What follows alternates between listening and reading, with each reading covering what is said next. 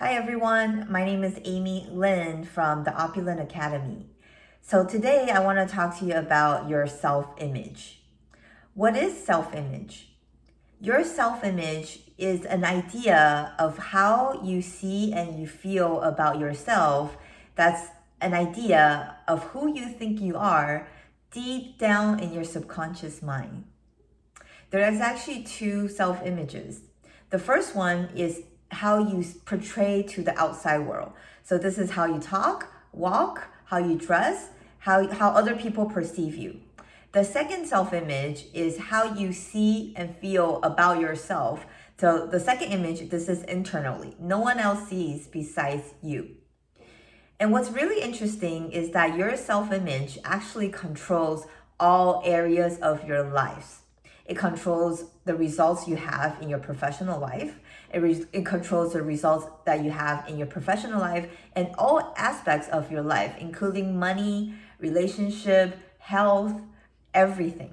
So if you want to change your results, you have to first take a look at your self-image and start working from there. So I actually want to talk to you about, there are actually 6 steps how you can start changing your self-image. Number 1 is awareness. When you come to change anything, the first step is always awareness, because you cannot change something that you're not aware of. So becoming aware of what's your current self-image. And how you tell is by actually writing down your results. And you want to come with a very subjective perspective, as in it's not very emotional. It is what it is. So you just want to write them down. Write down how much asset you have, how much money you have in the bank. Write down where you're currently living. Write down your relationships, and write down your health, for instance. So write down areas of everything in your life. So first step is being aware. And then also the second part to that is write down what are some of the labels or identities that you keep on telling yourself.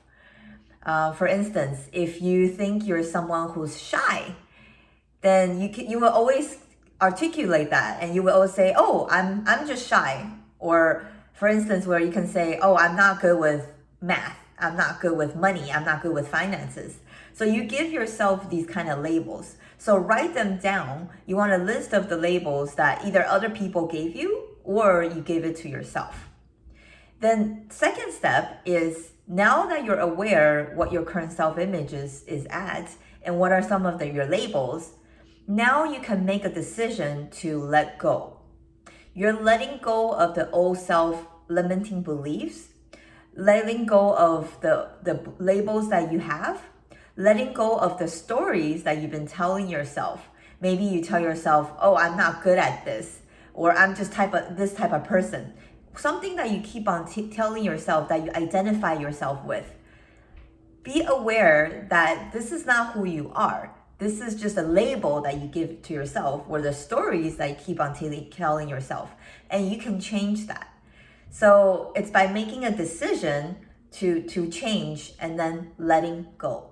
Let them go. Do not let the past bring your past to your present. Step 3 is knowing who you truly are.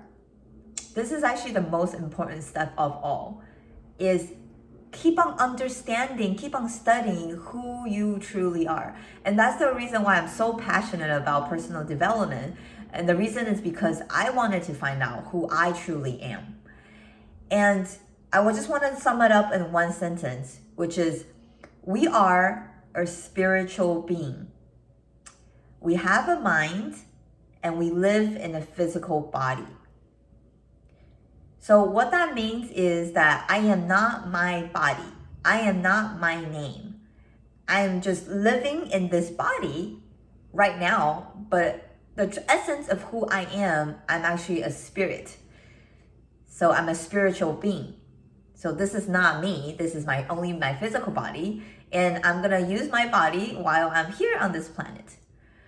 So what does that have to do with your self-image? The true essence of who you are deep down inside is perfect. the spirit, the soul, does not have limiting beliefs, does not have all these blocks or inner talking that I'm not good enough, I'm not worthy, right? Because the true essence of who we are is actually perfect. So through personal development, you become aware of all these things, what we call peeling away the onions, right? Of things that are not you, especially during your childhood. When you were growing up, we were giving a lot of maybe labels, or we identify ourselves with a lot of labels that we think we are, but we're not all those labels. Okay, so the step 3 is becoming aware of who you think you are. Okay, now step 4 is decide the new self-image that you want to step into. So who is the ideal self of you that you want to start emulating? What are some of the characteristics of the people that you admire? So I would recommend writing down 5 people, the people that you admire. What are their traits? What do you like about them? And if you're, for example, if someone you admire, they're very confident, then you can write that down, because you would like to emulate that into your new self-image. Okay, so that's step 4. Deciding what kind of self-image you want, and then write them down. Okay. Step 5 is now I want you to, after you write down all those traits, I want you to take one action that's in alignment of your new self-image. Okay. For instance, if you give yourself this label that I'm shy, then what I would encourage you to do is to go out, maybe speak in public, or just speak out, right? Or just raise your hand during a meeting, okay? Or maybe via Zoom, okay? So do something that's contrary to your current self-image. So that's contradictory to your current self-image, but it's an alignment with your new self-image of who you want to be, okay? So just pick one action step and start showing up as him or her. Now, the last step, which is the 6th step, is continue to act like that person while letting go of the old beliefs and identities that you give to yourself. Continue to do that. The more you do that, the more you start showing up as the person you want to become, the more natural it's going to feel. And after a while, you're going to realize that you become a new person, a new version of you.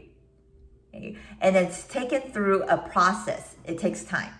Okay? But those are the 6 steps of how you can change your self-image.